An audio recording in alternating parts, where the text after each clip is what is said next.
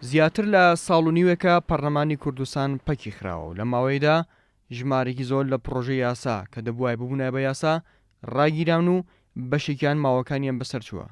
بەمەش هاوڵاتیان باجی بڕیاری پەخستنی پەرلەمان دەدەن کە ئەو پرۆژانەی پەیوەستن بە ژیانیانەوە ڕاگیراون. ئەندامێکی پەرلەمانی کوردستان دەڵێت لە ئێستادا حکوومەت بێ چاودێریە و پەخستنی پەرلەمان زیانی بەناوبانگی هەرێمی کوردستان گەیاندووە. پەخستنی پەرلەمان بە پلەی یەکەم میلەت باجەکەیەدا چونکە حکوومەتێک دروست بووە بەبێت چاودێری بەبێ بوجە حکوومەتێک کەس نازانن داهاتی چۆنە خەرجی چۆنە حدودی 226 پرۆژە یاسا پێشەش کراوە لە چاوەڕوانی ئەوایە بێ بە یاسا و لە خزمەتی خەڵکی هەرێمی کوردستانە بێ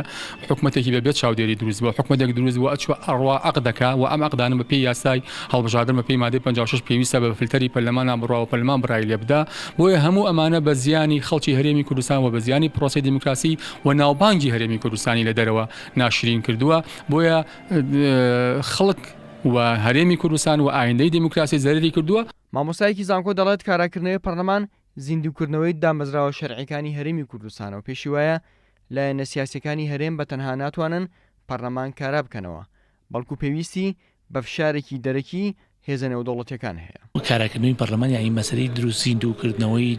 پێگەیەکی سەرەکی مؤسساتی لە کوردستانە لە ڕاستیەوە ئێستا کیانی دامەزراوی کوردستان لەژێر پرسیاردایە ئەبێ ئەم کیانە بە جۆرێک لە جۆرەکان حاڵەتێکی نوێ بێنێتەکایەوە کە خەڵک متمانەی بەم کیانە بێ خەڵک متمانەی بەوە بێ کە فعلەن تۆ کیانێکی هەرێمێکی دامەزراوی دروستکە جا دواترێکی دە دەوڵەتێکی دامەزراوی لە ڕاستیان ناکرێت نە هەرێمێکی دامەزراوی دەبێت نە دەوڵەتێکی دامەزراوی دەبێت ئەگەر هیچێک لە مؤسساتانە کە مؤسسەتی گەورەی وەکو پەرلەمانە